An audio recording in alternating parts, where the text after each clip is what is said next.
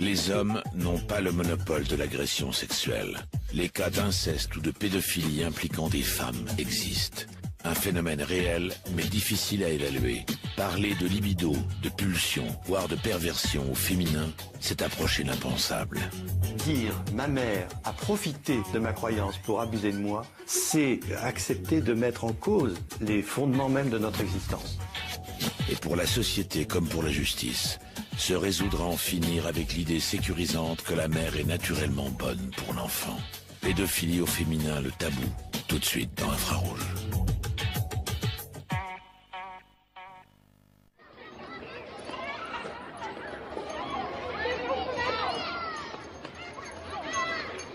Pédophilie au féminin, pédocriminalité féminine, c'est vrai que ça entraîne une sorte de suspension de la pensée chez l'interlocuteur, avec une mine de dégoût. C'est-à-dire qu'il y a les deux à la fois. Il y a « Ah bon, ça existe ?»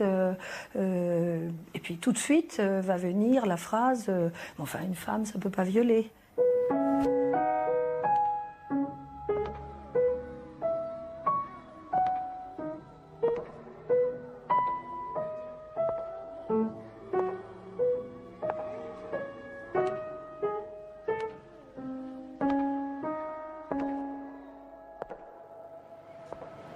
Le chiffre noir représente cet ensemble des infractions commises qui ne sont pas portées à la connaissance des autorités judiciaires. Il est très très délicat de pouvoir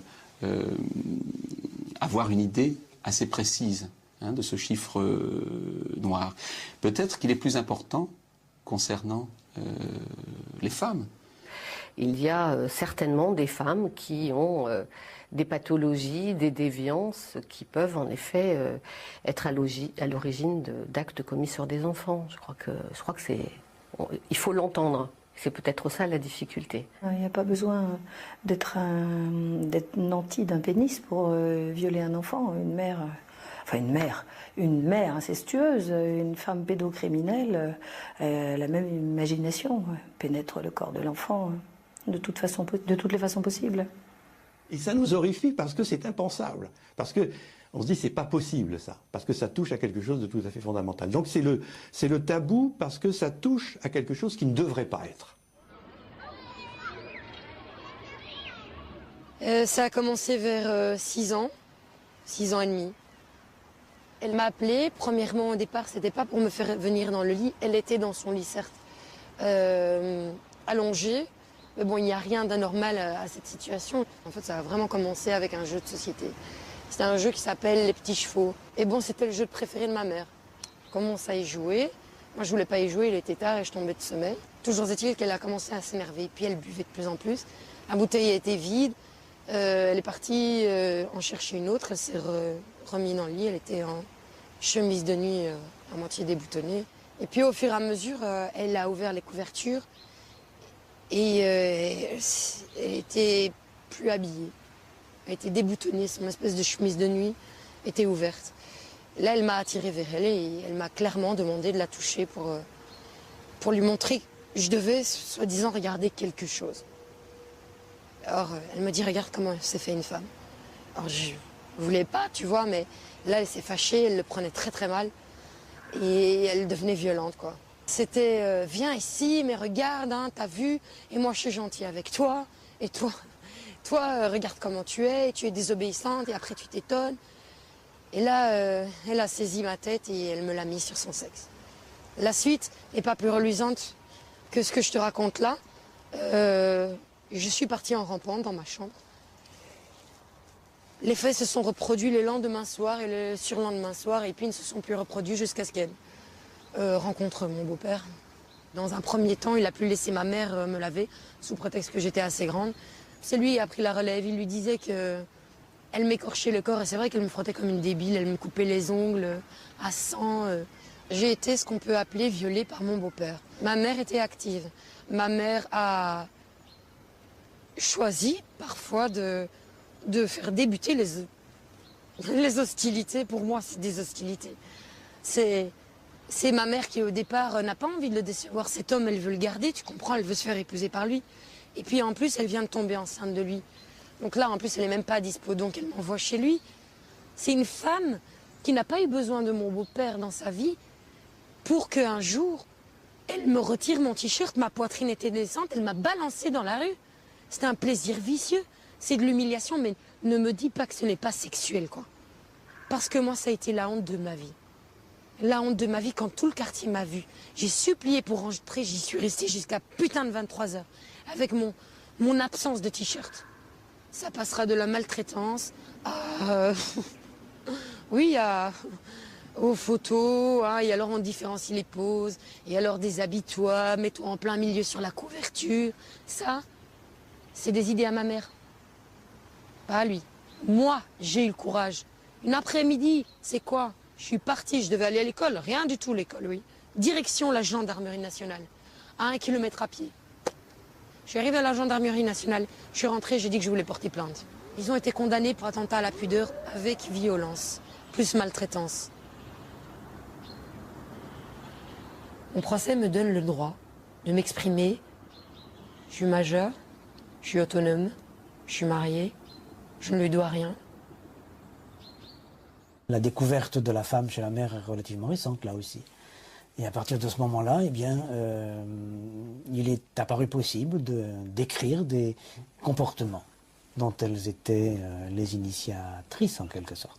C'est-à-dire qu'on a besoin, en effet, de croire que la mère est quelqu'un de merveilleux, d'intouchable, et de quelqu'un qui peut répondre à tous les besoins dans de bonnes conditions. Il y a une espèce d'idée de l'instinct maternel comme ça qu'on continue à nourrir malgré tout ce qu'on a pu dire par ailleurs, alors qu'on sait très bien qu'en réalité, la mère a tout à apprendre.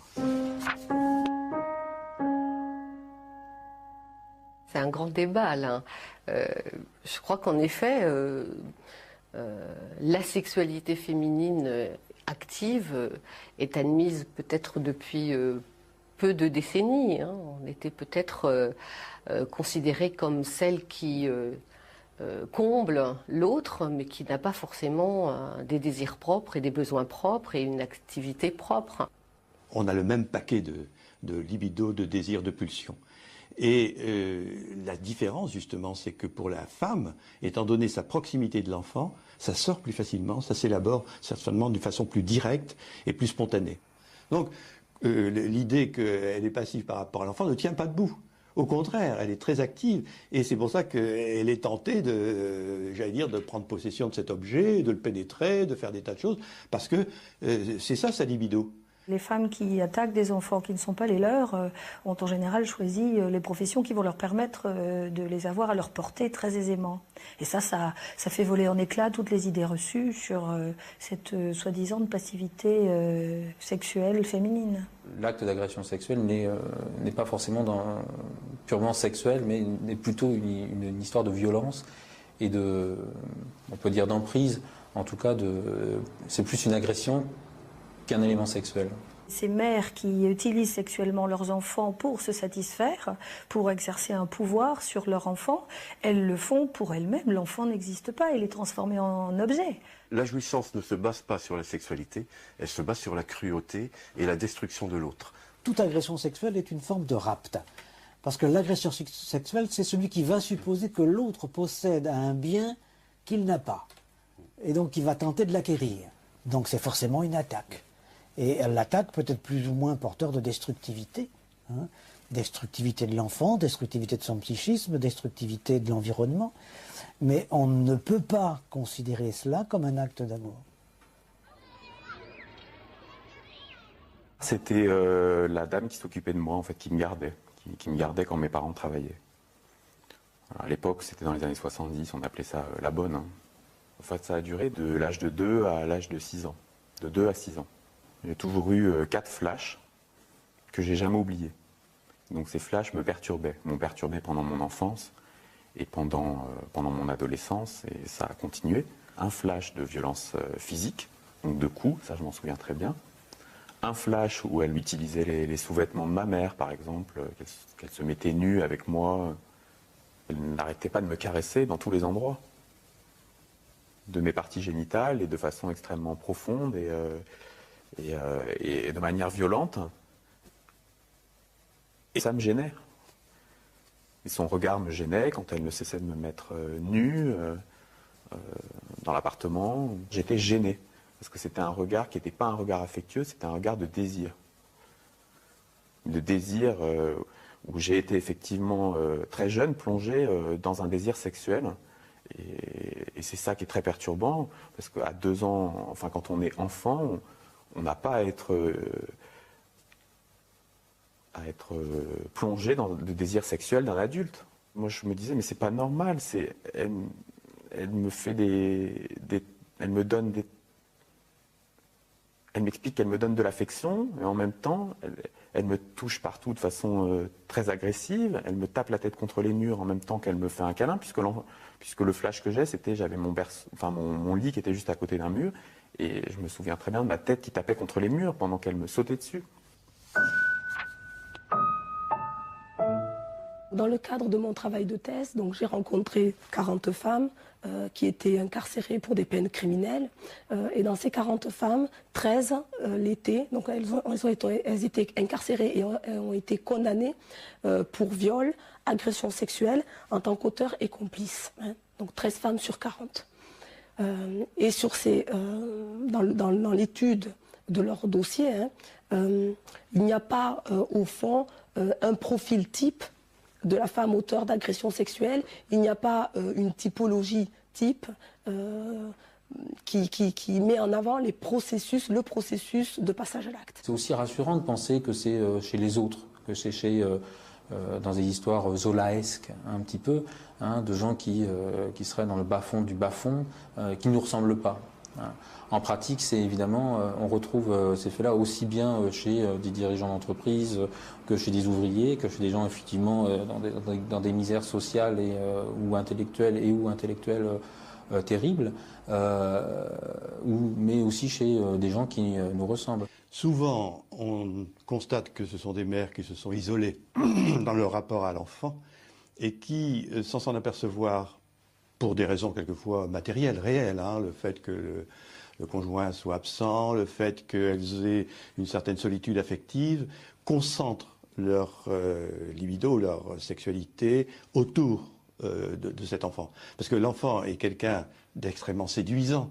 C'est normal au départ qu'il représente un peu tout pour elle, mais s'il n'y a pas le contrepoids d'un homme, de quelqu'un tout au moins qui correspond à leur désir sexuel et d'un environnement un peu porteur, elles vont avoir tendance à focaliser leur sexualité sur lui. Ce que j'ai observé dans mon travail clinique, c'est que certaines situations de mères qui étaient devenues à un moment donné agresseuses sexuelles de leurs enfants, c'était dans des situations d'abandon, de sentiment d'être exploitées, et elles décidaient de se venger sexuellement sur leur enfant. Aussi haut que je puisse remonter, ça a commencé vers 6 ans. C'était une de mes cousines, de 10 ans mon aînée. Elle était violente, elle était insultante, elle était perverse. Elle avait certainement une emprise sur moi. Mais la problématique, c'était que la violence était de mise dans cette famille. La caresse, le baiser, le sourire ne transparaissaient jamais. À part ceux qui étaient considérés comme étant vraiment membres du clan. Mais la personne qui m'a violée était elle-même considérée comme marginale et subissait de la violence. Et elle me l'a dit clairement. Ta mère me l'a fait. Et ça a été le truc, je crois, le plus terrible qui soit pour moi. J'étais anéanti, sur l'instant. Anéanti parce que je comprenais pas pourquoi je devais être victime de ce que ma mère avait pu faire à cette personne. Et puis, par la suite, en me disant elle n'avait pas le droit, en fait, de me tenir responsable de ce que ma propre mère lui avait fait. Elle n'avait pas le droit, parce que ça fait de moi une double victime. Parce que on a envie d'aimer sa mère et on la déteste. Malheureusement, je ne peux pas concevoir ma souffrance sans concevoir la sienne. Et je ne peux pas concevoir mon viol sans concevoir la vie, sans avoir conscience de la vie qu'elle a pu vivre. Et je sais trop bien qu'elle a souffert. Donc pour moi, c'est une victime qui a essayé de s'en sortir d'une mauvaise manière. C'est ça qui est terrifiant. Il y a d'autres choix pour les victimes que de devenir coupables, ou que de vouloir à tout prix se venger. Il faut l'accepter et puis vivre sa vie, c'est tout. Ça s'est arrêté parce que je suis parti, premièrement, et puis je crois que lorsque j'ai commencé à devenir un homme, je n'étais plus intéressant. Parce que je pense que foncièrement, elle avait peur des hommes. Il ne peut y avoir d'égalité entre le corps d'une femme et le corps d'un enfant. Parce qu'il y a un dominé, il y a une dominante. Et lorsqu'on est un enfant, on ne peut pas avoir la maîtrise du jeu comme l'ont les adultes. Donc en ça, je ne me sens pas coupable. Parce que je n'avais pas les mêmes billes. Mais par contre, ce que je crois, c'est qu'effectivement, elle a tenté de me rendre coupable aussi pour masquer sa propre souffrance, sa propre réalité.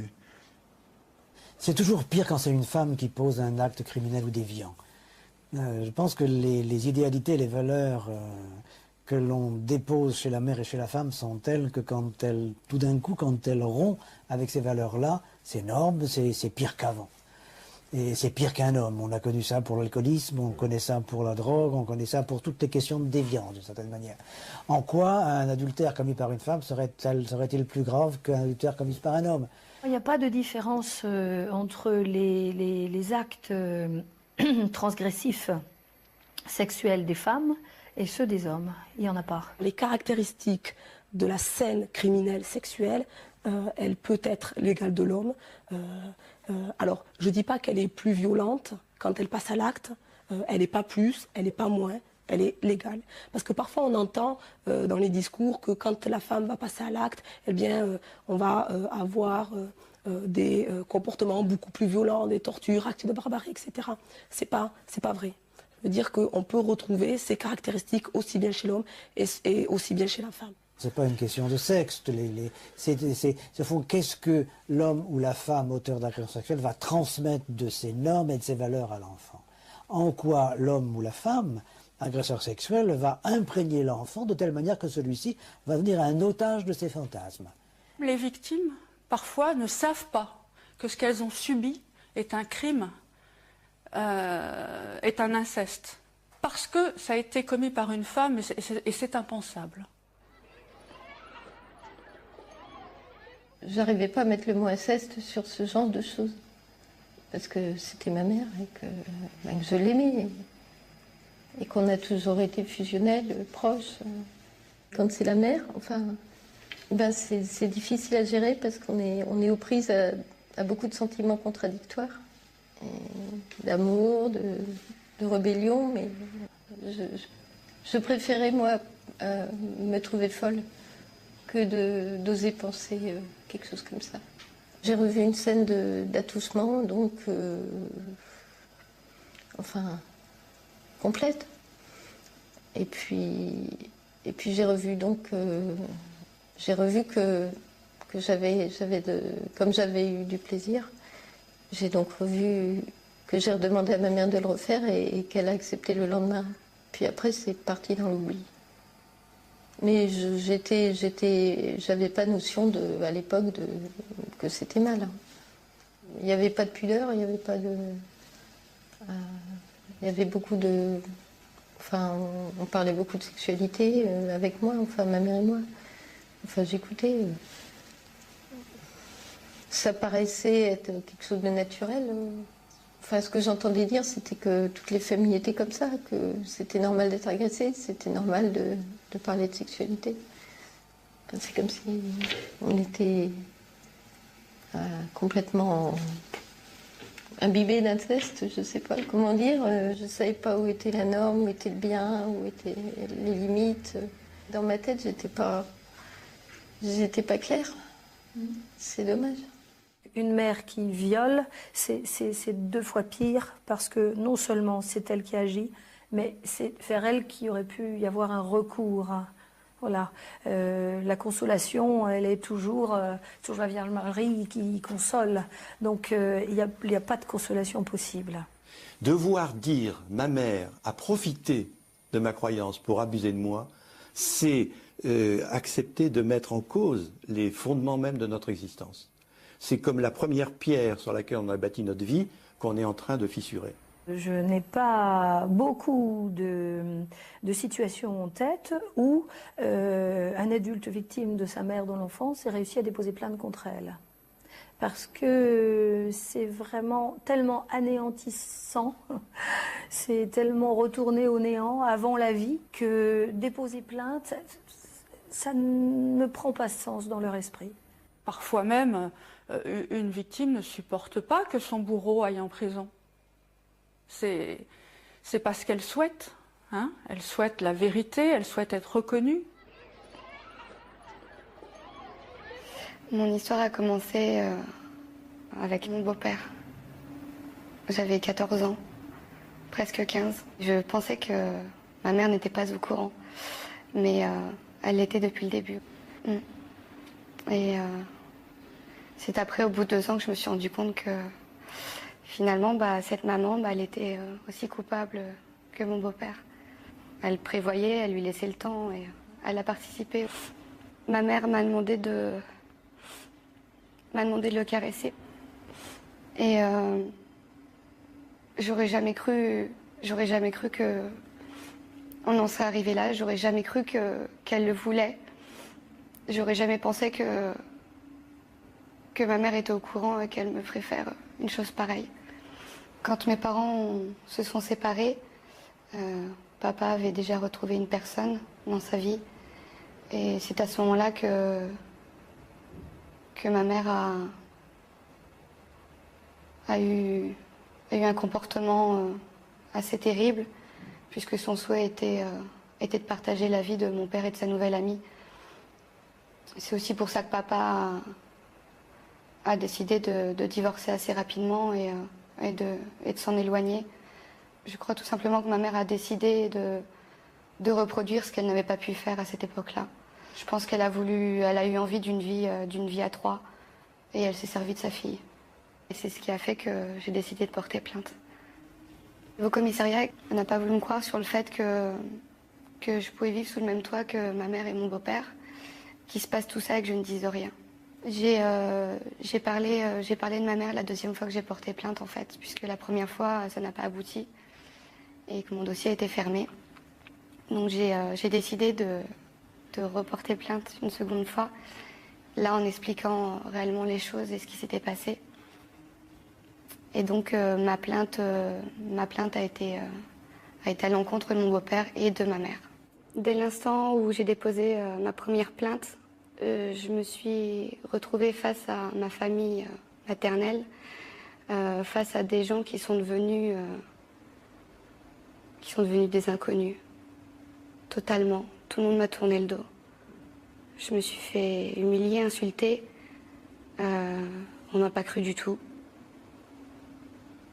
Au bout de 8 longues années de procédure, j'ai réussi à avoir un procès qui malheureusement s'est très très mal passé. On m'a reproché de ne pas savoir dire non, en fait. On m'a expliqué qu'à 14 ans, une jeune fille, elle sait dire non. Et que si on ne dit pas non, c'est qu'on l'a voulu.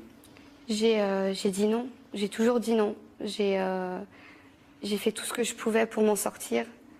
Je l'ai pourtant bien expliqué tout au long de mon procès que c'était difficile, cette manipulation et cette emprise. Mais on ne m'a pas cru. On ne m'a pas cru. On m'a demandé de me taire, on m'a demandé de pleurer en silence. J'ai eu en face de moi des personnes de la justice qui ont rigolé, jusqu'à ce que mon avocate lui demande d'arrêter. Elle a osé continuer. Pendant des minutes et des minutes entières de procès, j'ai eu cette femme en face de moi rigoler sur mon malheur. J'ai trouvé ça horrible, horrible. Pour moi, il y avait que la justice pour m'aider. Et la justice, elle a fermé les yeux. Elle a fermé les yeux. À la fin d'un procès, on dit toujours que le doute de la justice profite aux accusés. C'est quelque chose de terrible. La justice pénale, par elle-même, n'a pas d'essence thérapeutique. La justice n'est pas là pour faire œuvre de thérapie.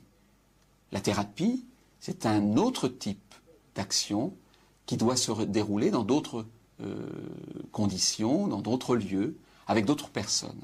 Alors quand je dis cela, je ne nie absolument pas la place que peut avoir le procès dans un processus de construction, reconstruction de la personne victime à l'égard justement des faits qu'elle a subis. Le changement actuel, c'est que la plaignante passe d'un statut d'instrument à un statut de personne. Et en tant que telle, ce qui est évidemment plus reconnu, c'est sa souffrance. Mais sa souffrance psychique, sa souffrance subjective. Et dans ce contexte-là, la grande question, qu'est-ce que je suis dans tout cela? Qu'est-ce qu'on fait de moi, hein? Et dans qu'est-ce qu'on fait de moi, qu'est-ce que je vais devenir? J'en veux énormément à la justice. Je suis très en colère. Je voudrais qu'ils sachent qu'à l'heure d'aujourd'hui, je vis très très mal à cause de mon procès, alors que c'est quelque chose que j'attendais depuis des années. J'en souffre énormément. J'en pleure quotidiennement. Je suis passée en correctionnel parce que la justice a bientôt de travail et qu'un jugement en cour d'assises, c'est bien plus difficile. Donc on m'a tout simplement proposé une correctionnelle, ce qui n'était pas juste pour moi. Je pense qu'en cour d'assises, avec des jurés, on m'aurait plus écouté, ça aurait été sûrement plus facile pour moi. Je pense qu'en tant que juré, quand on a en face de soi une jeune fille qui raconte son histoire, je pense qu'on m'aurait cru, oui. Mon combat aurait été beaucoup plus facile si mon beau-père avait été le seul agresseur. C'était bien plus dur pour la justice d'avoir une mère en fait comme agresseur. Ouais.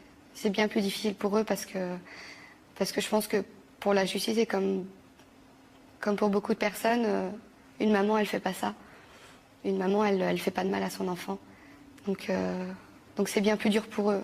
J'ai à l'heure d'aujourd'hui j'ai quasiment plus personne. Mais j'ai les personnes les plus importantes.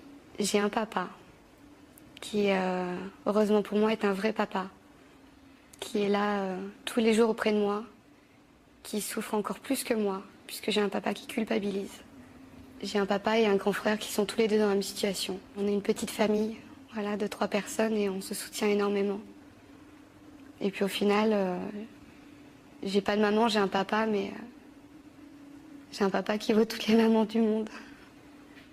Lorsque, par une loi du 23 décembre 1980, le viol a pour la première fois été défini légalement, il est certain que l'hypothèse la plus courante qui était dans les têtes des députés, des sénateurs qui ont défini le viol, c'était des actes commis par des hommes et pas par des femmes.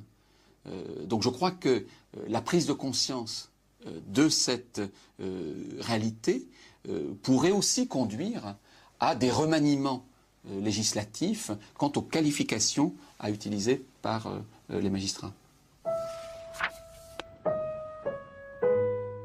Les agressions sexuelles commises par des femmes arrivent souvent dans le cadre de soins habituels, du maternage, emmener faire pipi, faire caca, laver, etc. Et donc, ça passe souvent inaperçu parce que les gestes peuvent sont pas enregistrés par la personne qui observe comme étant des gestes déplacés. L'enfant le sent.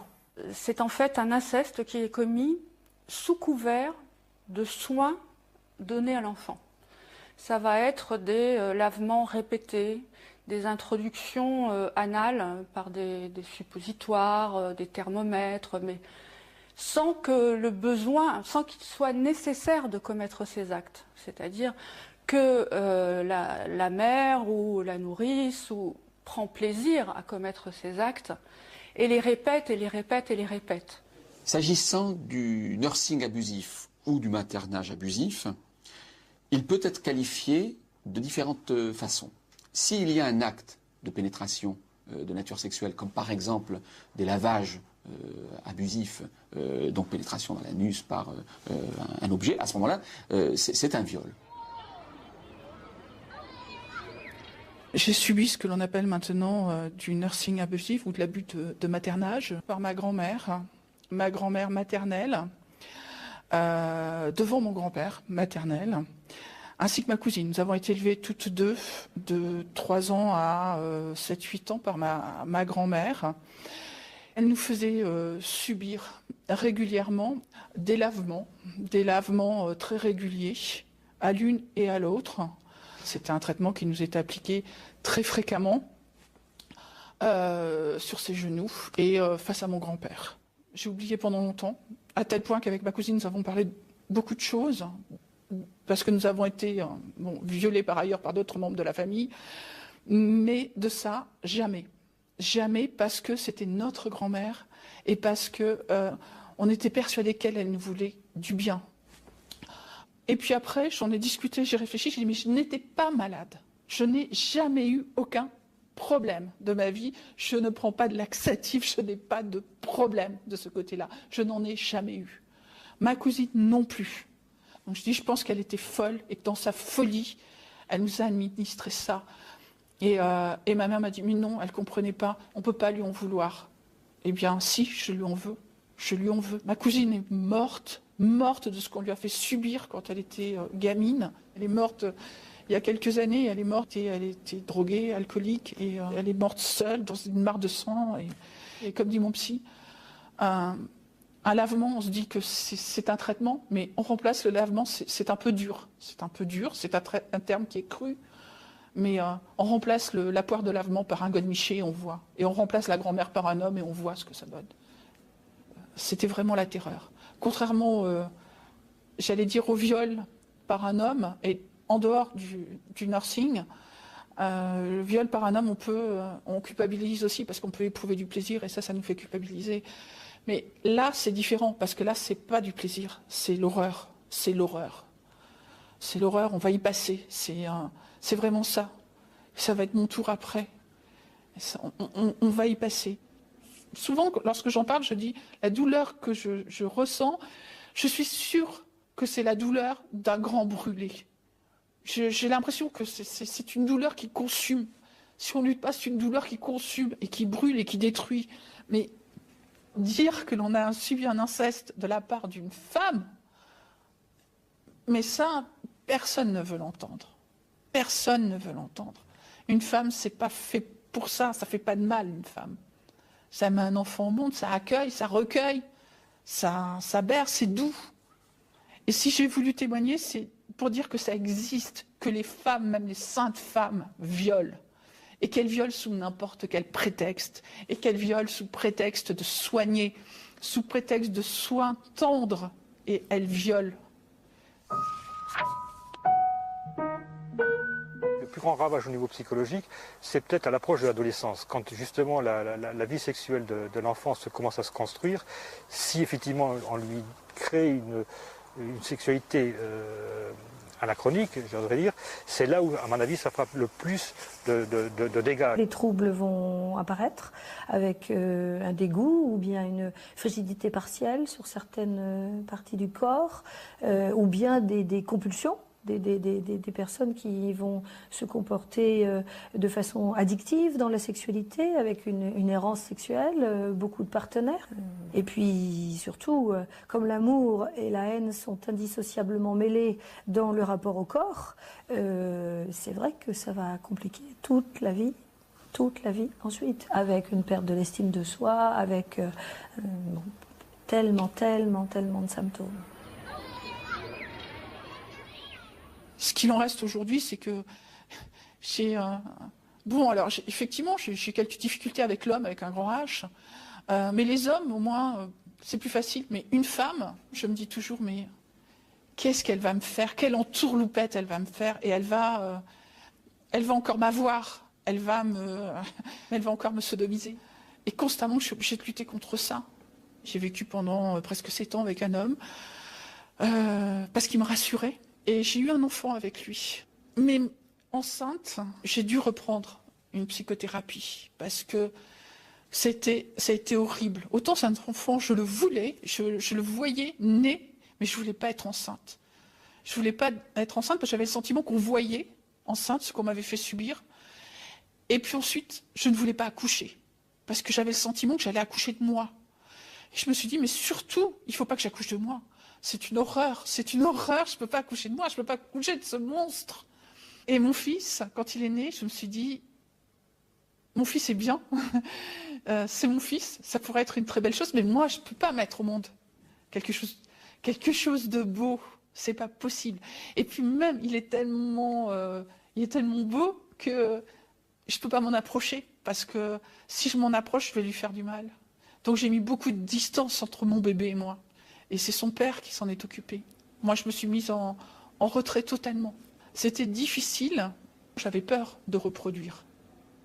On a un peu trop dit que celui qui est pervers a été perverti. Qui a bu boira, qui a volé un œuf volera un bœuf, et etc., etc. Tout ça, ce sont des formules. Alors, on a repris toutes ces choses-là en parlant en termes plus scientifiques d'identification à l'agresseur. Et par ce biais-là, on a imaginé pendant longtemps, et encore on le fait encore, que celui qui a été l'objet d'agression sexuelle, forcément deviendra un agresseur sexuel. Mais nous n'avons aucune statistique pour le montrer ni pour le prouver. Donc je crois que les agresseurs sexuels aujourd'hui qui cherchent à s'en tirer, que ce soit les femmes ou les hommes, en disant « c'est pas de ma faute, j'ai été violé dans mon enfance », il faut être très méfiant. C'est pour moi souvent un alibi, et de toute façon ça ne veut rien dire, parce que bien des gens ont été violentés qui ne deviennent pas violeurs, loin de là, et heureusement, parce que sinon ça ferait boule de neige. Et puis le vrai problème est souvent recouvert par des actes qui n'ont pas forcément l'importance que le sujet leur donne.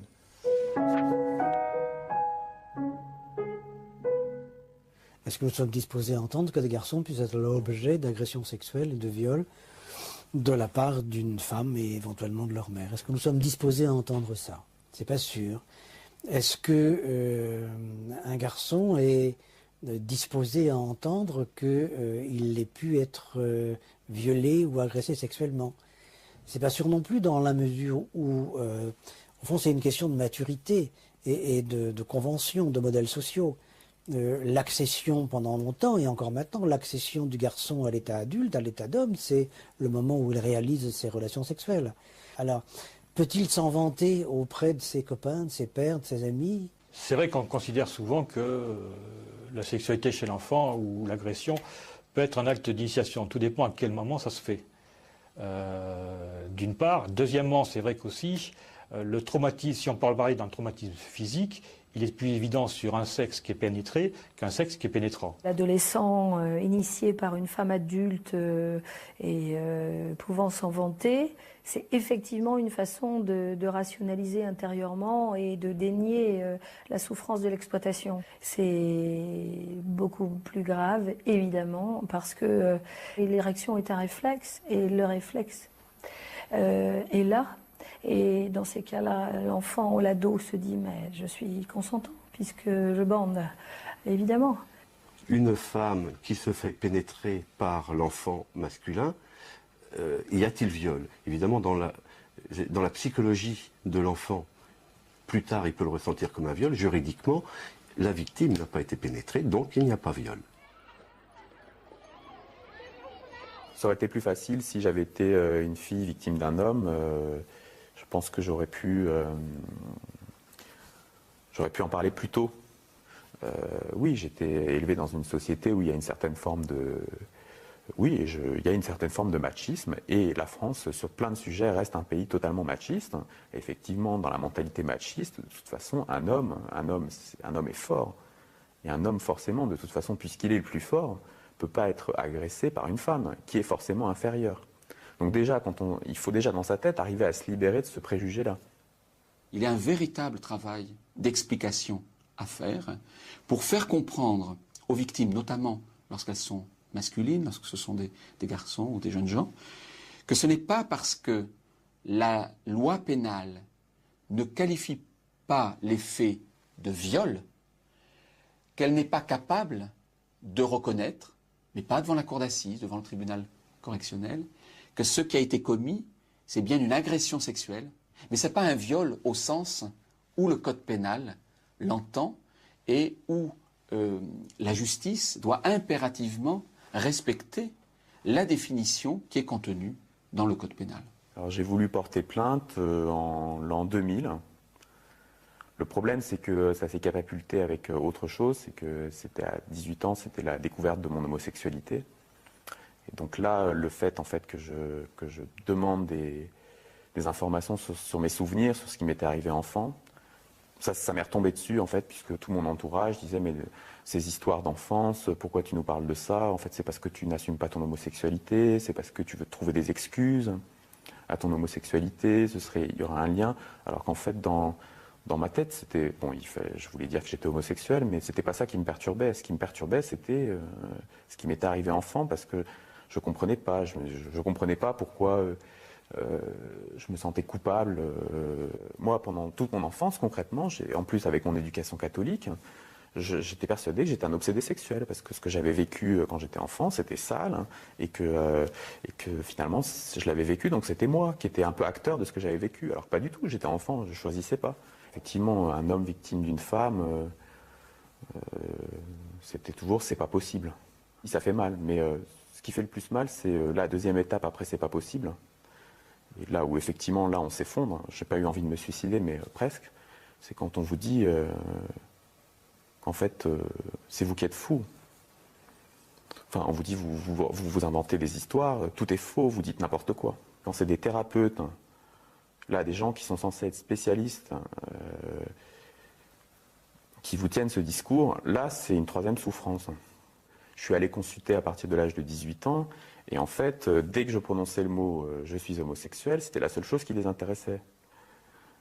Donc du coup, finalement, moi, je leur disais « je viens vous voir parce que je suis perturbé par des souvenirs que j'ai et de choses que j'ai vécues qui ne me paraissent pas normales quand j'étais enfant », et ils insistaient que sur l'homosexualité, voire d'autres allaient encore plus loin, disaient de toute façon homosexualité, pédophilie, c'est la même chose, ou d'autres aussi expliquaient, à travers leurs questions, essayaient d'éventuellement savoir si, en tant que personne abusée sexuellement enfant, étant en plus homosexuel, j'allais pas reproduire.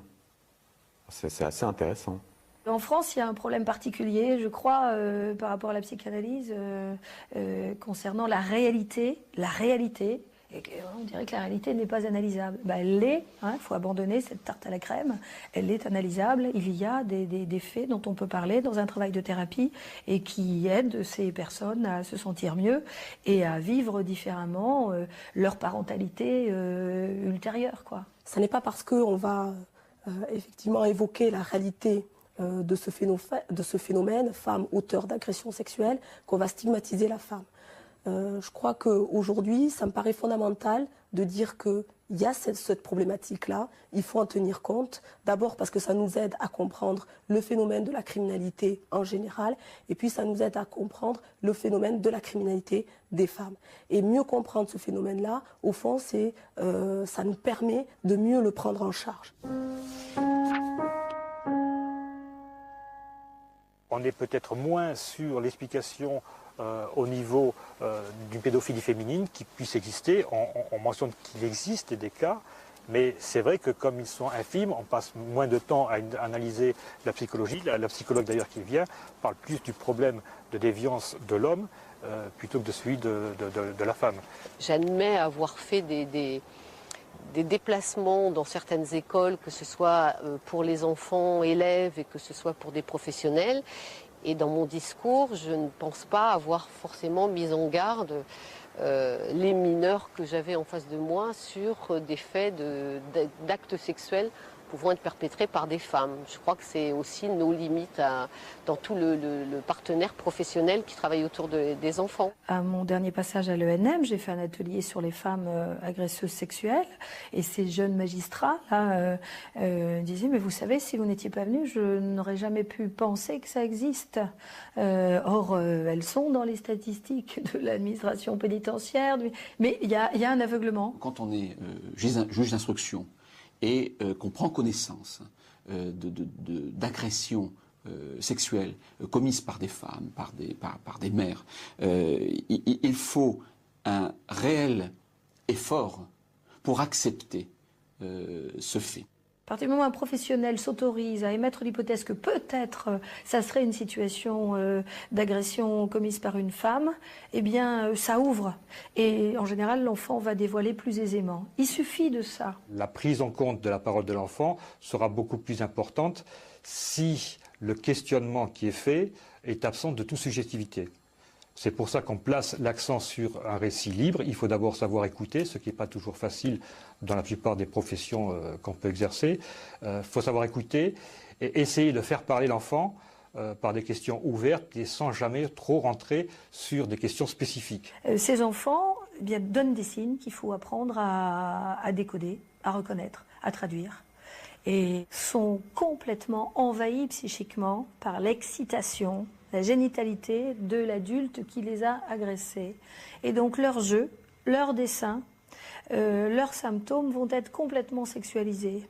On va voir apparaître des dessins caractéristiques qui mettent en évidence de façon symbolique l'appareil génital féminin. On va voir des comportements sexualisés avec d'autres enfants, des petites filles qui vont mettre la main sur le sexe d'une autre petite fille qui est sur le banc d'à côté en écoutant la maîtresse. Voilà, tout va apparaître comme ça. Et l'amnésie traumatique se lève souvent pour les filles qui ont été abusées par leur mère, quand elles deviennent mères à leur tour. Voilà.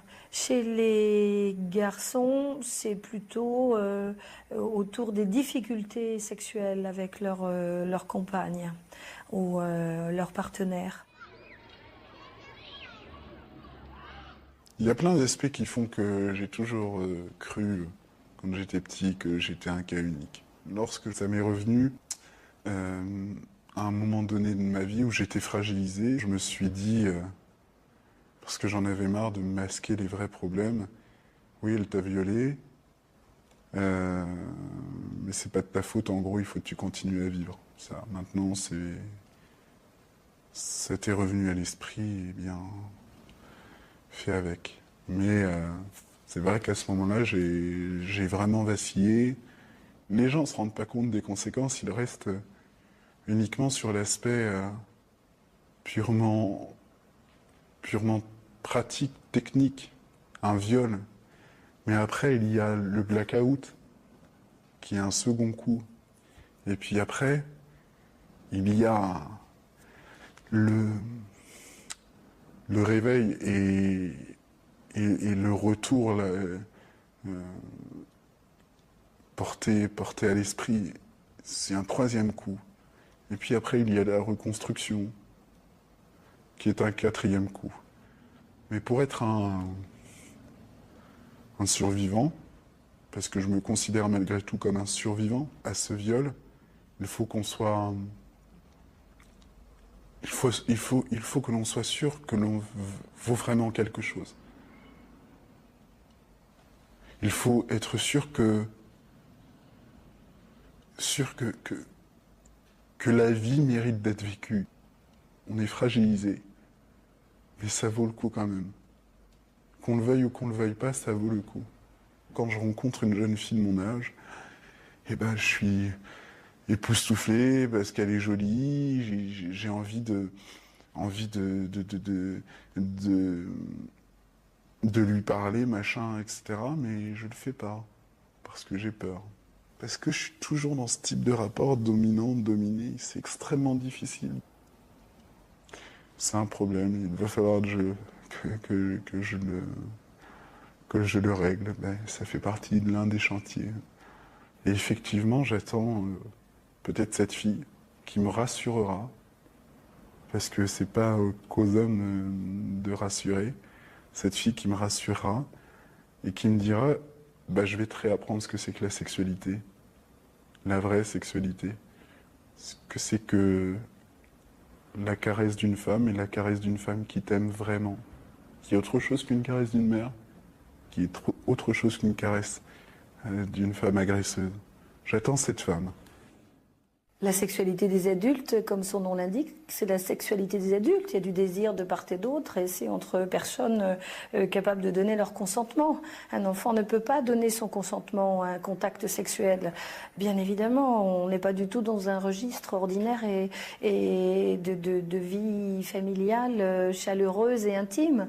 Ce sont des exceptions gravissimes, mais surtout qu'on n'aille pas dire qu'il faut arrêter de prendre ses enfants dans les bras, de leur donner un bain et de leur mettre de la crème sur la peau. C'est pas ça du tout. Là, on est dans des situations où les mères utilisent le contact avec l'enfant de façon sexuelle. Point barre.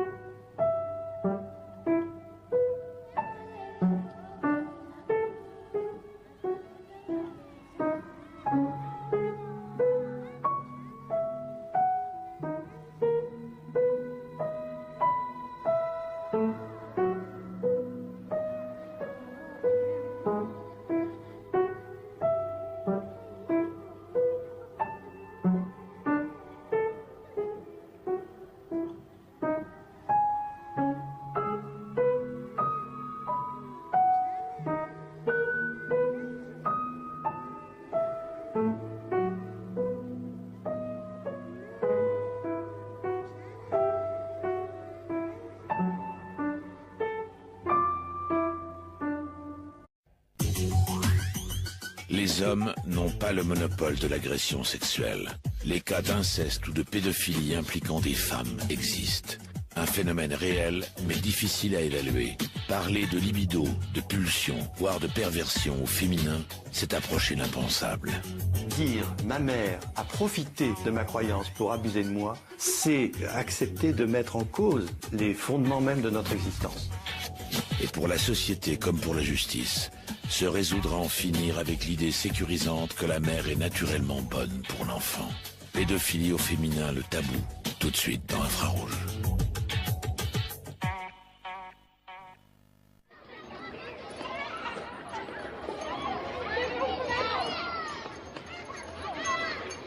Pédophilie au féminin, pédocriminalité féminine, c'est vrai que ça entraîne une sorte de suspension de la pensée chez l'interlocuteur, avec une mine de dégoût. C'est-à-dire qu'il y a les deux à la fois. Il y a « Ah bon, ça existe ?»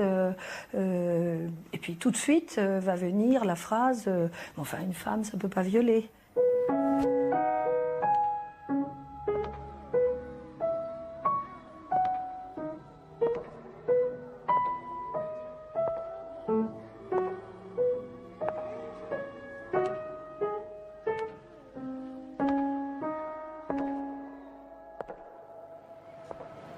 Le chiffre noir représente cet ensemble des infractions commises qui ne sont pas portées à la connaissance des autorités judiciaires. Il est très très délicat de pouvoir avoir une idée assez précise de ce chiffre noir. Peut-être qu'il est plus important concernant les femmes. Il y a certainement des femmes qui ont des pathologies, des déviances qui peuvent en effet être à l'origine d'actes commis sur des enfants. Je crois que c'est... Il faut l'entendre. C'est peut-être ça la difficulté. Il n'y a pas besoin d'être nanti d'un pénis pour violer un enfant. Une mère incestueuse, une femme pédocriminelle, la même imagination pénètre le corps de l'enfant de toutes les façons possibles. Et ça nous horrifie parce que c'est impensable. Parce que on se dit c'est pas possible ça, parce que ça touche à quelque chose de tout à fait fondamental. Donc c'est le tabou parce que ça touche à quelque chose qui ne devrait pas être. Ça a commencé vers 6 ans, 6 ans et demi. Elle m'a appelée, premièrement au départ, c'était pas pour me faire venir dans le lit, elle était dans son lit certes, allongée. Mais bon, il n'y a rien d'anormal à cette situation. En fait, ça a vraiment commencé avec un jeu de société. C'était un jeu qui s'appelle Les Petits Chevaux. Et bon, c'était le jeu préféré de ma mère. On commence à y jouer. Moi, je voulais pas y jouer, il était tard et je tombais de sommeil. Toujours est-il qu'elle a commencé à s'énerver. Puis elle buvait de plus en plus. La bouteille était vide. Elle est partie en chercher une autre. Elle s'est remise dans le lit. Elle était en chemise de nuit à moitié déboutonnée. Et puis au fur et à mesure, elle a ouvert les couvertures. Et elle était plus habillée. Elle était déboutonnée, son espèce de chemise de nuit était ouverte. Là, elle m'a attirée vers elle et elle m'a clairement demandé de la toucher pour lui montrer que je devais, soi-disant, regarder quelque chose. Alors, elle me dit, regarde comment s'est fait une femme. Alors, je voulais pas, tu vois, mais là, elle s'est fâchée, elle le prenait très très mal et elle devenait violente, quoi. C'était viens ici, mais regarde, hein, t'as vu, et moi je suis gentille avec toi, et toi, regarde comment tu es désobéissante, et après tu t'étonnes. Et là, elle a saisi ma tête et elle me l'a mis sur son sexe. La suite n'est pas plus reluisante que ce que je te raconte là. Je suis partie en rampant dans ma chambre. Les faits se sont reproduits le lendemain soir et le surlendemain soir, et puis ils ne se sont plus reproduits jusqu'à ce qu'elle rencontre mon beau-père. Dans un premier temps, il a pu laisser ma mère me laver, sous prétexte que j'étais assez grande. C'est lui qui a pris la relève. Il lui disait qu'elle m'écorchait le corps, et c'est vrai qu'elle me frottait comme une débile, elle me coupait les ongles à sang. J'ai été ce qu'on peut appeler violée par mon beau-père. Ma mère était active. Ma mère a choisi parfois de faire débuter les hostilités. Pour moi, c'est des hostilités. C'est ma mère qui, au départ, n'a pas envie de le décevoir. Cet homme, elle veut le garder, tu comprends, elle veut se faire épouser par lui. Et puis, en plus, elle vient de tomber enceinte de lui. Donc là, en plus, elle n'est même pas à dispo, donc elle m'envoie chez lui. C'est une femme qui n'a pas eu besoin de mon beau-père dans sa vie pour qu'un jour, elle me retire mon t-shirt, ma poitrine était descente, elle m'a balancé dans la rue. C'est un plaisir vicieux, c'est de l'humiliation, mais ne me dis pas que ce n'est pas sexuel, quoi. Parce que moi, ça a été la honte de ma vie. La honte de ma vie quand tout le quartier m'a vue. J'ai supplié pour rentrer, j'y suis restée jusqu'à putain de 23 heures. Avec mon absence de t-shirt. Ça passera de la maltraitance à... oui, aux photos, hein, et alors on différencie les poses, et alors déshabille-toi, mets-toi en plein milieu sur la couverture. Ça, c'est des idées à ma mère. Pas à lui. Moi, j'ai eu le courage. Une après-midi, c'est quoi? Je suis partie, je devais aller à l'école, rien du tout l'école, oui. Direction la gendarmerie nationale, à 1 kilomètre à pied. Je suis arrivée à la gendarmerie nationale, je suis rentrée, j'ai dit que je voulais porter plainte. Ils ont été condamnés pour attentat à la pudeur avec violence, plus maltraitance. Mon procès me donne le droit de m'exprimer. Je suis majeure, je suis autonome, je suis mariée, je ne lui dois rien. La découverte de la femme chez la mère est relativement récente, là aussi. Et à partir de ce moment-là, eh bien, il est apparu possible de décrire des comportements dont elles étaient les initiatrices, en quelque sorte.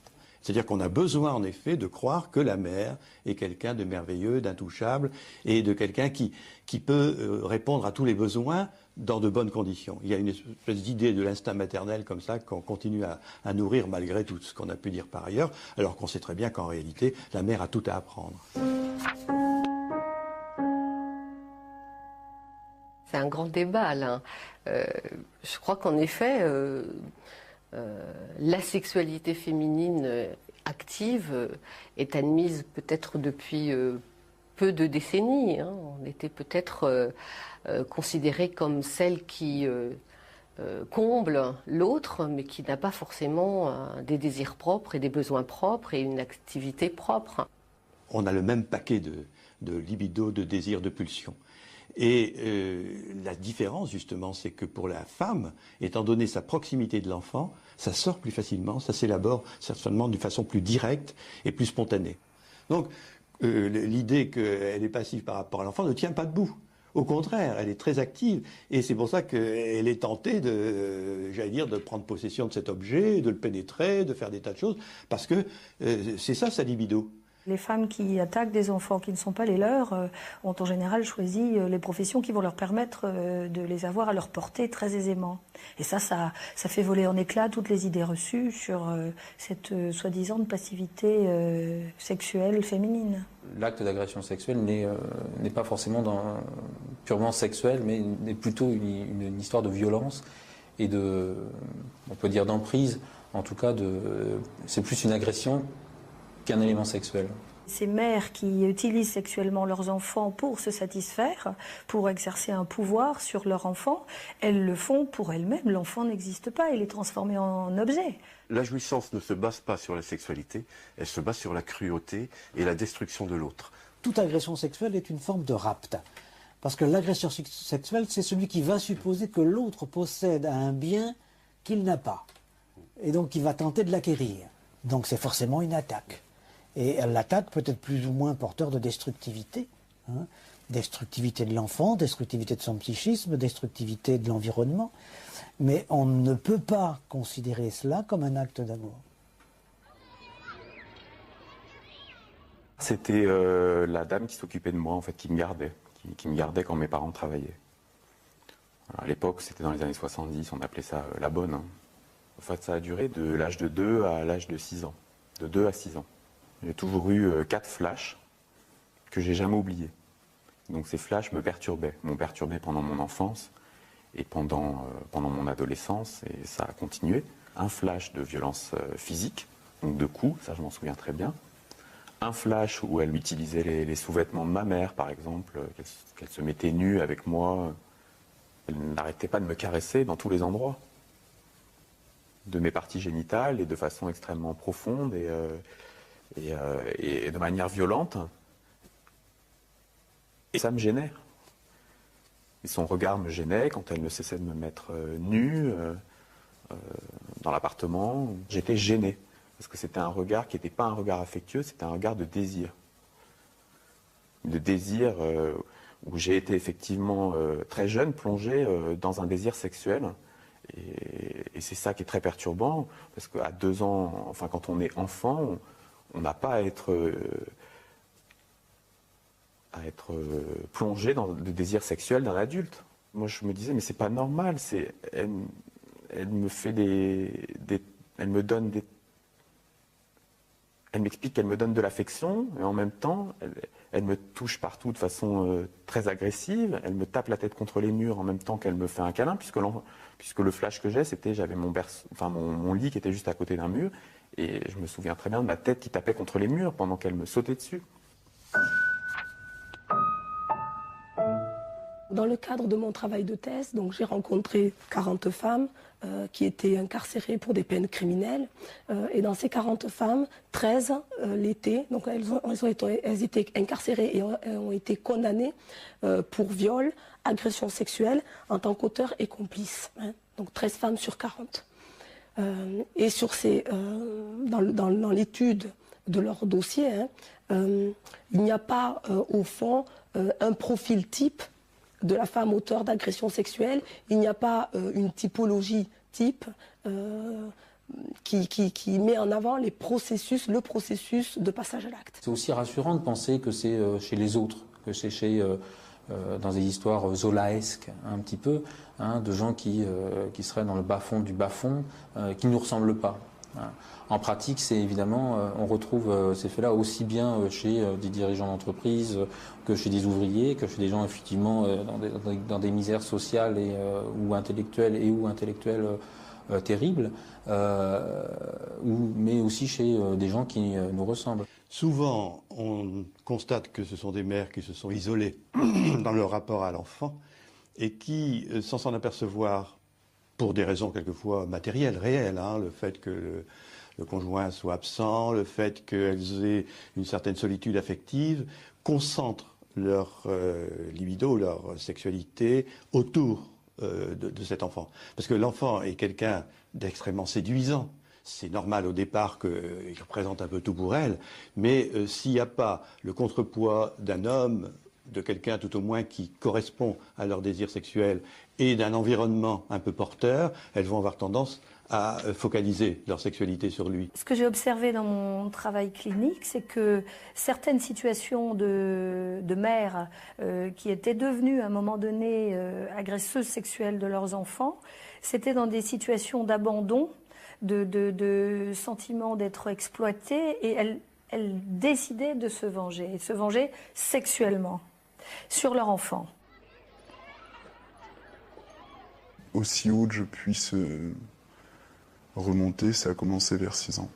C'était une de mes cousines, de 10 ans mon aînée. Elle était violente, elle était insultante, elle était perverse. Elle avait certainement une emprise sur moi.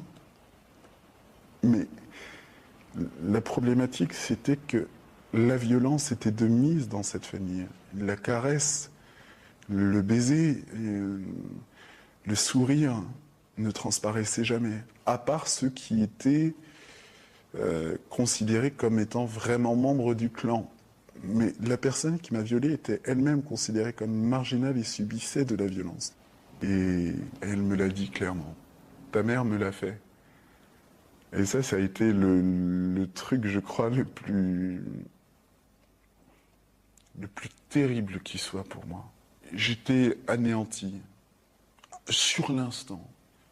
Anéanti parce que je ne comprenais pas pourquoi je devais être victime de ce que ma mère avait pu faire à cette personne. Et puis par la suite, en me disant elle n'avait pas le droit, en fait, de me tenir responsable de ce que ma propre mère lui avait fait. Elle n'avait pas le droit, parce que ça fait de moi une double victime. Parce que on a envie d'aimer sa mère et on la déteste. Malheureusement, je ne peux pas concevoir ma souffrance sans concevoir la sienne. Et je ne peux pas concevoir mon viol sans concevoir la vie, sans avoir conscience de la vie qu'elle a pu vivre. Et je sais trop bien qu'elle a souffert. Donc pour moi, c'est une victime qui a essayé de s'en sortir d'une mauvaise manière. C'est ça qui est terrifiant. Il y a d'autres choix pour les victimes que de devenir coupables, que de vouloir à tout prix se venger. Il faut l'accepter et puis vivre sa vie, c'est tout. Ça s'est arrêté parce que je suis parti, premièrement, et puis je crois que lorsque j'ai commencé à devenir un homme, je n'étais plus intéressant. Parce que je pense que foncièrement, elle avait peur des hommes. Il ne peut y avoir d'égalité entre le corps d'une femme et le corps d'un enfant. Parce qu'il y a un dominé, il y a une dominante. Et lorsqu'on est un enfant, on ne peut pas avoir la maîtrise du jeu comme l'ont les adultes. Donc en ça, je ne me sens pas coupable. Parce que je n'avais pas les mêmes billes. Mais par contre, ce que je crois, c'est qu'effectivement, elle a tenté de me rendre coupable aussi pour masquer sa propre souffrance, sa propre réalité. C'est toujours pire quand c'est une femme qui pose un acte criminel ou déviant. Je pense que les idéalités, les valeurs que l'on dépose chez la mère et chez la femme sont telles que tout d'un coup, quand elle rompt avec ces valeurs-là, c'est énorme, c'est pire qu'avant. Et c'est pire qu'un homme. On a connu ça pour l'alcoolisme, on connaît ça pour la drogue, on connaît ça pour toutes les questions de déviance, d'une certaine manière. En quoi un adultère commis par une femme serait-il plus grave qu'un adultère commis par un homme? Il n'y a pas de différence entre les actes transgressifs sexuels des femmes et ceux des hommes. Il n'y en a pas. Les caractéristiques de la scène criminelle sexuelle, elle peut être l'égale de l'homme. Alors, je ne dis pas qu'elle est plus violente quand elle passe à l'acte. Elle n'est pas plus, elle n'est pas moins. Elle est légale. Parce que parfois on entend dans les discours que quand la femme va passer à l'acte, eh bien, on va avoir des comportements beaucoup plus violents, des tortures, actes de barbarie, etc. C'est pas vrai. Je veux dire qu'on peut retrouver ces caractéristiques aussi bien chez l'homme et aussi bien chez la femme. C'est pas une question de sexe. Qu'est-ce que l'homme ou la femme auteur d'agression sexuelle va transmettre de ses normes et de ses valeurs à l'enfant? En quoi l'homme ou la femme agresseur sexuel va imprégner l'enfant de telle manière que celui-ci va devenir un otage de ses fantasmes. Les victimes, parfois, ne savent pas que ce qu'elles ont subi est un crime, est un inceste. Parce que ça a été commis par une femme et c'est impensable. J'arrivais pas à mettre le mot inceste sur ce genre de choses. Parce que c'était ma mère et que je l'aimais. Et qu'on a toujours été fusionnels, proches. Quand c'est la mère, enfin, c'est difficile à gérer parce qu'on est aux prises à beaucoup de sentiments contradictoires. D'amour, de rébellion, mais je préférais, moi, me trouver folle que d'oser penser quelque chose comme ça. J'ai revu une scène d'attouchement, donc, complète. Et puis j'ai revu que comme j'avais eu du plaisir, j'ai donc revu que j'ai redemandé à ma mère de le refaire et qu'elle a accepté le lendemain. Puis après c'est parti dans l'oubli. Mais j'avais pas notion à l'époque que c'était mal. Il n'y avait pas de pudeur, il y avait pas de. Il y avait beaucoup de. Enfin, on parlait beaucoup de sexualité avec moi, enfin ma mère et moi. Enfin, j'écoutais. Ça paraissait être quelque chose de naturel. Enfin, ce que j'entendais dire, c'était que toutes les familles étaient comme ça, que c'était normal d'être agressé, c'était normal de parler de sexualité. Enfin, c'est comme si on était complètement imbibé d'inceste, je ne sais pas comment dire. Je ne savais pas où était la norme, où était le bien, où étaient les limites. Dans ma tête, j'étais pas claire. C'est dommage. Une mère qui viole, c'est 2 fois pire parce que non seulement c'est elle qui agit, mais c'est vers elle qu'il aurait pu y avoir un recours. Voilà. La consolation, elle est toujours la Vierge Marie qui console. Donc il n'y a pas de consolation possible. Devoir dire « ma mère a profité de ma croyance pour abuser de moi », c'est accepter de mettre en cause les fondements même de notre existence. C'est comme la première pierre sur laquelle on a bâti notre vie qu'on est en train de fissurer. Je n'ai pas beaucoup de situations en tête où un adulte victime de sa mère dans l'enfance ait réussi à déposer plainte contre elle. Parce que c'est vraiment tellement anéantissant, c'est tellement retourné au néant avant la vie que déposer plainte, ça ne prend pas sens dans leur esprit. Parfois même, une victime ne supporte pas que son bourreau aille en prison. C'est pas ce qu'elle souhaite. Hein. Elle souhaite la vérité, elle souhaite être reconnue. Mon histoire a commencé avec mon beau-père.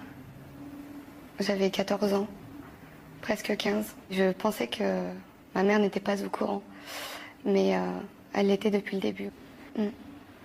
Et c'est après, au bout de 2 ans, que je me suis rendu compte que finalement, cette maman, elle était aussi coupable que mon beau-père. Elle prévoyait, elle lui laissait le temps et elle a participé. Ma mère m'a demandé de le caresser. Et j'aurais jamais cru que on en serait arrivé là. J'aurais jamais cru qu'elle le voulait. J'aurais jamais pensé que ma mère était au courant et qu'elle me ferait faire une chose pareille. Quand mes parents se sont séparés, Papa avait déjà retrouvé une personne dans sa vie. Et c'est à ce moment-là que ma mère a eu un comportement assez terrible, puisque son souhait était de partager la vie de mon père et de sa nouvelle amie. C'est aussi pour ça que papa a décidé de divorcer assez rapidement et de s'en éloigner. Je crois tout simplement que ma mère a décidé de reproduire ce qu'elle n'avait pas pu faire à cette époque-là. Je pense qu'elle a eu envie d'une vie à trois, et elle s'est servie de sa fille. Et c'est ce qui a fait que j'ai décidé de porter plainte. Au commissariat, on n'a pas voulu me croire sur le fait que je pouvais vivre sous le même toit que ma mère et mon beau-père, qu'il se passe tout ça et que je ne dise rien. J'ai parlé de ma mère la deuxième fois que j'ai porté plainte, en fait, puisque la première fois, ça n'a pas abouti et que mon dossier a été fermé. Donc j'ai décidé de reporter plainte une seconde fois, là en expliquant réellement les choses et ce qui s'était passé. Et donc ma plainte a été à l'encontre de mon beau-père et de ma mère. Dès l'instant où j'ai déposé ma première plainte, je me suis retrouvée face à ma famille maternelle, face à des gens qui sont devenus des inconnus. Totalement. Tout le monde m'a tourné le dos. Je me suis fait humilier, insulter. On m'a pas cru du tout. Au bout de 8 longues années de procédure, j'ai réussi à avoir un procès qui malheureusement s'est très très mal passé. On m'a reproché de ne pas savoir dire non, en fait. On m'a expliqué qu'à 14 ans, une jeune fille, elle sait dire non, et que si on ne dit pas non, c'est qu'on l'a voulu. J'ai dit non, j'ai toujours dit non. J'ai fait tout ce que je pouvais pour m'en sortir. Je l'ai pourtant bien expliqué tout au long de mon procès, que c'était difficile, cette manipulation et cette emprise. Mais on ne m'a pas cru. On ne m'a pas cru. On m'a demandé de me taire, on m'a demandé de pleurer en silence. J'ai eu en face de moi des personnes de la justice qui ont rigolé, jusqu'à ce que mon avocate lui demande d'arrêter. Elle a osé continuer. Pendant des minutes et des minutes entières de procès, j'ai eu cette femme en face de moi rigoler sur mon malheur. J'ai trouvé ça horrible, horrible. Pour moi, il y avait que la justice pour m'aider. Et la justice, elle a fermé les yeux. Elle a fermé les yeux. À la fin d'un procès, on dit toujours que le doute de la justice profite aux accusés. C'est quelque chose de terrible. La justice pénale, par elle-même, n'a pas d'essence thérapeutique. La justice n'est pas là pour faire œuvre de thérapie. La thérapie, c'est un autre type d'action qui doit se dérouler dans d'autres conditions, dans d'autres lieux, avec d'autres personnes. Alors quand je dis cela, je ne nie absolument pas la place que peut avoir le procès dans un processus de construction, reconstruction de la personne victime à l'égard justement des faits qu'elle a subis. Le changement actuel, c'est que la plaignante passe d'un statut d'instrument à un statut de personne. Et en tant que telle, ce qui est évidemment plus reconnu, c'est sa souffrance. Mais sa souffrance psychique, sa souffrance subjective. Et dans ce contexte-là, la grande question, qu'est-ce que je suis dans tout cela? Qu'est-ce qu'on fait de moi, hein? Et dans qu'est-ce qu'on fait de moi, qu'est-ce que je vais devenir? J'en veux énormément à la justice. Je suis très en colère. Je voudrais qu'ils sachent qu'à l'heure d'aujourd'hui, je vis très très mal à cause de mon procès, alors que c'est quelque chose que j'attendais depuis des années. J'en souffre énormément. J'en pleure quotidiennement.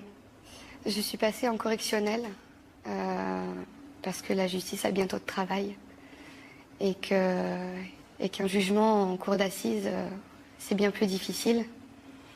Donc on m'a tout simplement proposé une correctionnelle, ce qui n'était pas juste pour moi. Je pense qu'en cour d'assises, avec des jurés, on m'aurait plus écouté. Ça aurait été sûrement plus facile pour moi. Je pense qu'en tant que juré, quand on a en face de soi une jeune fille qui qui raconte ton histoire, je pense qu'on aurait cru, oui. Oui.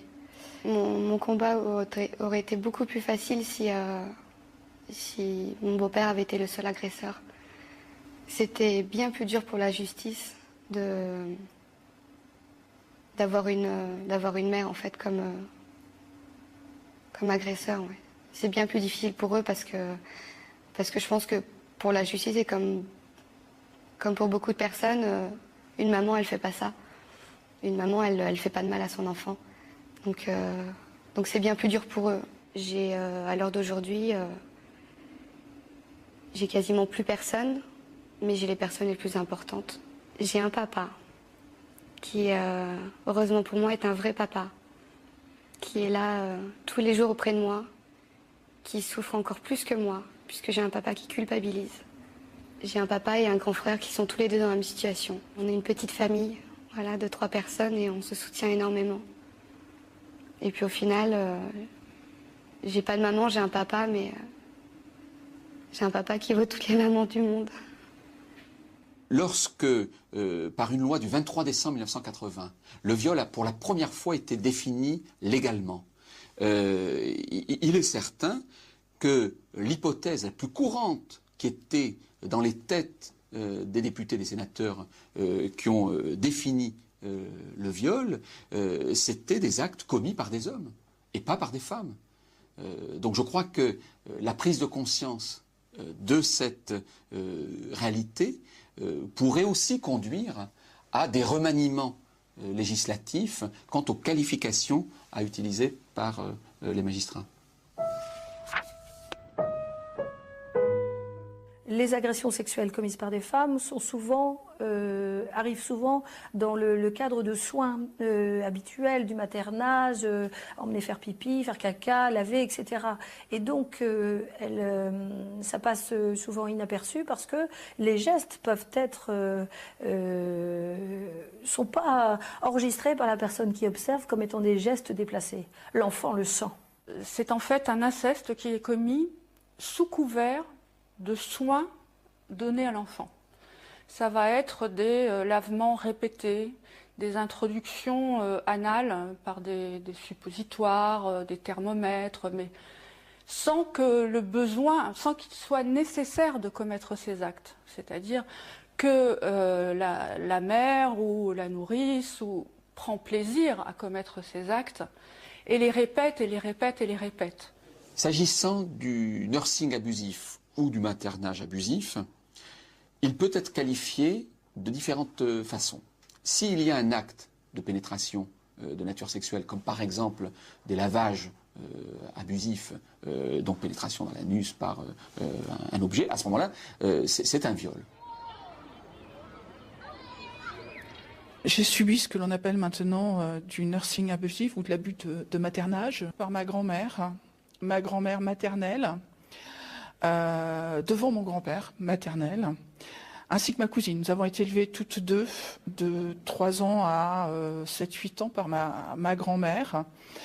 Elle nous faisait subir régulièrement des lavements très réguliers à l'une et à l'autre. C'était un traitement qui nous était appliqué très fréquemment sur ses genoux et face à mon grand-père. J'ai oublié pendant longtemps, à tel point qu'avec ma cousine, nous avons parlé de beaucoup de choses, parce que nous avons été violés par ailleurs par d'autres membres de la famille, mais de ça, jamais. Jamais, parce que c'était notre grand-mère et parce qu'on était persuadés qu'elle nous voulait du bien.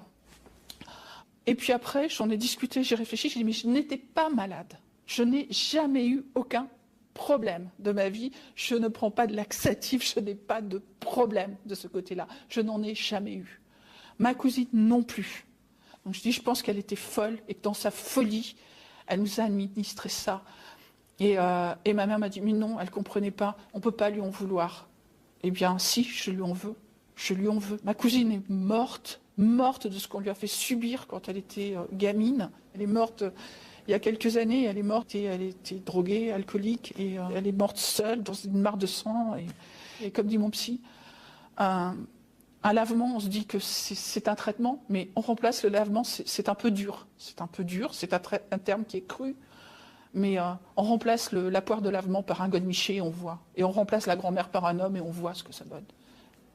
C'était vraiment la terreur. Contrairement, j'allais dire, au viol par un homme, et en dehors du nursing, le viol par un homme, on culpabilise aussi parce qu'on peut éprouver du plaisir et ça nous fait culpabiliser.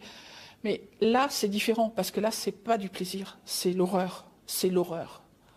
C'est l'horreur, on va y passer. C'est vraiment ça. Ça va être mon tour après.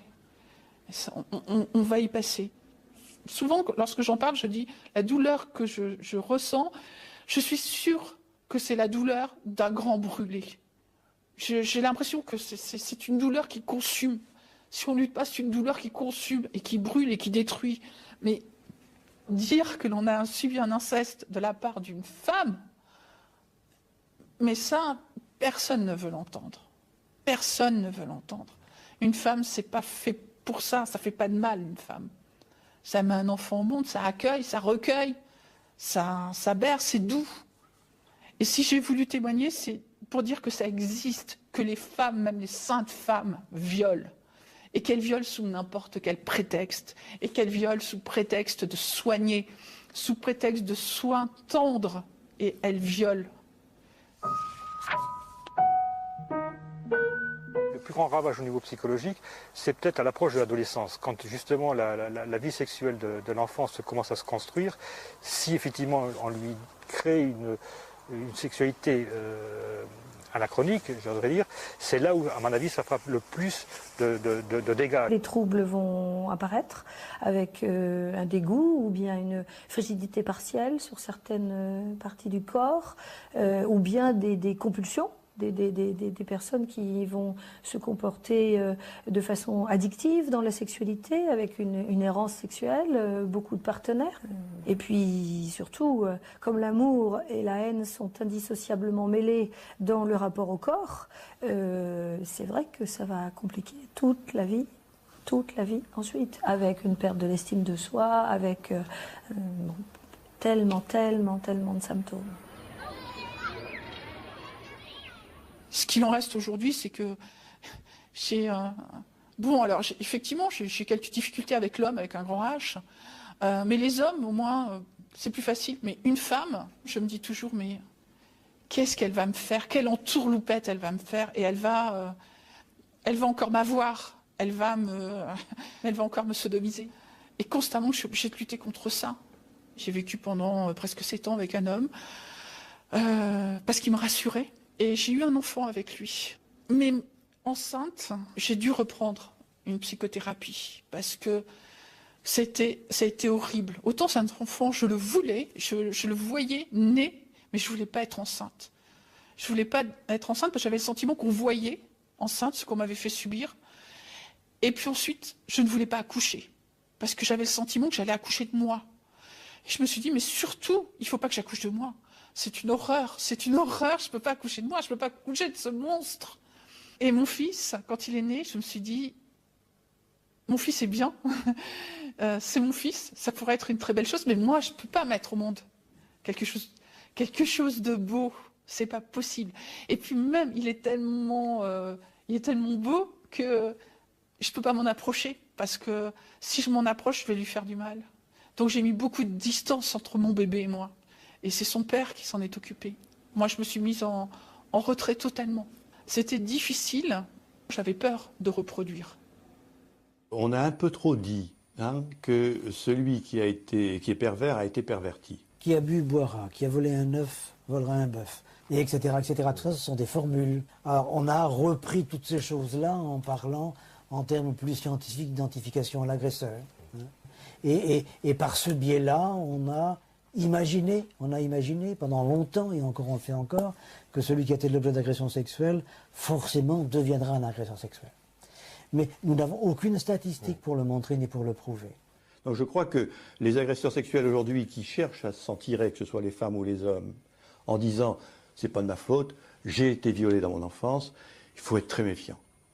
C'est pour moi souvent un alibi, et de toute façon ça ne veut rien dire parce que bien des gens ont été violentés qui ne deviennent pas violeurs, loin de là, et heureusement, parce que sinon ça ferait boule de neige. Et puis, le vrai problème est souvent recouvert par des actes qui n'ont pas forcément l'importance que le sujet leur donne.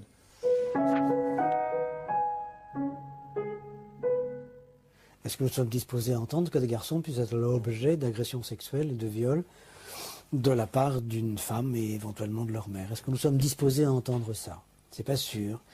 Est-ce que un garçon est disposé à entendre qu'il ait pu être violé ou agressé sexuellement? C'est pas sûr non plus, dans la mesure où, au fond, c'est une question de maturité et de convention, de modèles sociaux. L'accession pendant longtemps, et encore maintenant, l'accession du garçon à l'état adulte, à l'état d'homme, c'est le moment où il réalise ses relations sexuelles. Alors, peut-il s'en vanter auprès de ses copains, de ses pères, de ses amis? C'est vrai qu'on considère souvent que la sexualité chez l'enfant ou l'agression peut être un acte d'initiation. Tout dépend à quel moment ça se fait.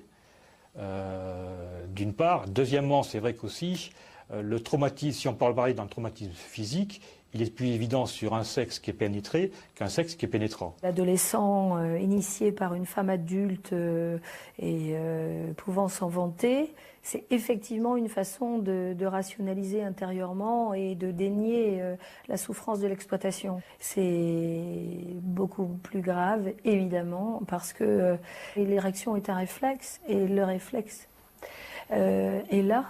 Et dans ces cas-là, l'enfant ou l'ado se dit « mais je suis consentant puisque je bande », évidemment. Une femme qui se fait pénétrer par l'enfant masculin, y a-t-il viol? Évidemment, dans la psychologie de l'enfant, plus tard il peut le ressentir comme un viol. Juridiquement, la victime n'a pas été pénétrée, donc il n'y a pas viol. Ça aurait été plus facile si j'avais été une fille victime d'un homme. Je pense que j'aurais pu en parler plus tôt. Oui, j'étais élevé dans une société où il y a une certaine forme de... Oui, il y a une certaine forme de machisme, et la France, sur plein de sujets, reste un pays totalement machiste. Et effectivement, dans la mentalité machiste, de toute façon, un homme est fort. Et un homme, forcément, de toute façon, puisqu'il est le plus fort, ne peut pas être agressé par une femme, qui est forcément inférieure. Donc déjà, il faut déjà dans sa tête arriver à se libérer de ce préjugé-là. Il y a un véritable travail d'explication à faire pour faire comprendre aux victimes, notamment lorsqu'elles sont masculines, lorsque ce sont des garçons ou des jeunes gens, que ce n'est pas parce que la loi pénale ne qualifie pas les faits de viol qu'elle n'est pas capable de reconnaître, mais pas devant la cour d'assises, devant le tribunal correctionnel, que ce qui a été commis, c'est bien une agression sexuelle, mais ce n'est pas un viol au sens où le code pénal l'entend et où la justice doit impérativement respecter la définition qui est contenue dans le code pénal. Alors j'ai voulu porter plainte en l'an 2000. Le problème, c'est que ça s'est catapulté avec autre chose, c'est que c'était à 18 ans, c'était la découverte de mon homosexualité. Et donc là, le fait en fait que je demande des informations sur mes souvenirs, sur ce qui m'était arrivé enfant, ça m'est retombé dessus en fait, puisque tout mon entourage disait mais ces histoires d'enfance, pourquoi tu nous parles de ça? En fait, c'est parce que tu n'assumes pas ton homosexualité, c'est parce que tu veux trouver des excuses à ton homosexualité, il y aura un lien, alors qu'en fait dans ma tête, c'était bon, je voulais dire que j'étais homosexuel, mais c'était pas ça qui me perturbait. Ce qui me perturbait, c'était ce qui m'était arrivé enfant, parce que je comprenais pas. Je comprenais pas pourquoi je me sentais coupable. Moi, pendant toute mon enfance, concrètement, en plus avec mon éducation catholique, j'étais persuadé que j'étais un obsédé sexuel, parce que ce que j'avais vécu quand j'étais enfant, c'était sale, hein, et que finalement, je l'avais vécu, donc c'était moi qui étais un peu acteur de ce que j'avais vécu. Alors que pas du tout, j'étais enfant, je choisissais pas. Effectivement, un homme victime d'une femme, c'était toujours, c'est pas possible.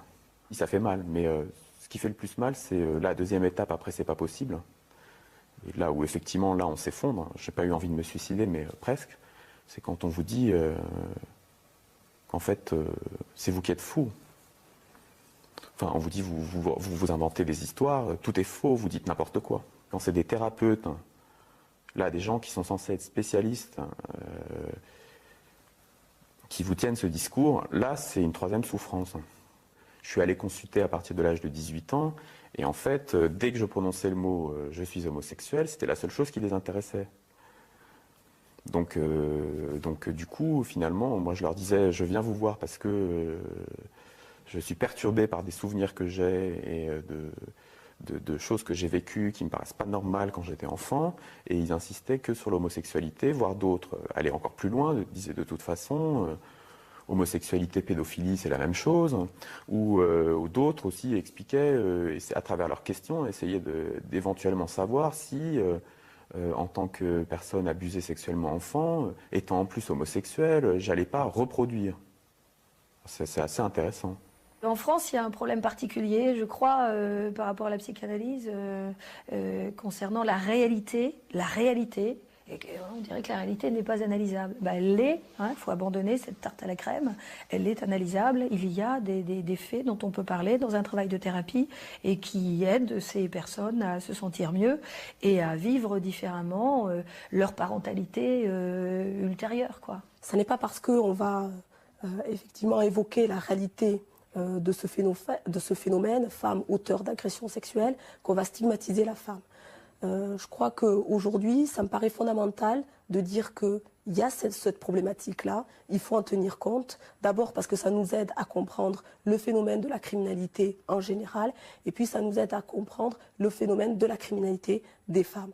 Et mieux comprendre ce phénomène-là, au fond, ça nous permet de mieux le prendre en charge. On est peut-être moins sur l'explication au niveau d'une pédophilie féminine qui puisse exister. On mentionne qu'il existe des cas, mais c'est vrai que comme ils sont infimes, on passe moins de temps à analyser la psychologie. La psychologue d'ailleurs qui vient parle plus du problème de déviance de l'homme plutôt que de celui de la femme. J'admets avoir fait des déplacements dans certaines écoles, que ce soit pour les enfants, élèves, et que ce soit pour des professionnels. Et dans mon discours, je ne pense pas avoir forcément mis en garde les mineurs que j'avais en face de moi sur des faits d'actes sexuels pouvant être perpétrés par des femmes. Je crois que c'est aussi nos limites dans tout le partenaire professionnel qui travaille autour des enfants. À mon dernier passage à l'ENM, j'ai fait un atelier sur les femmes agresseuses sexuelles et ces jeunes magistrats là, disaient « mais vous savez, si vous n'étiez pas venu, je n'aurais jamais pu penser que ça existe ».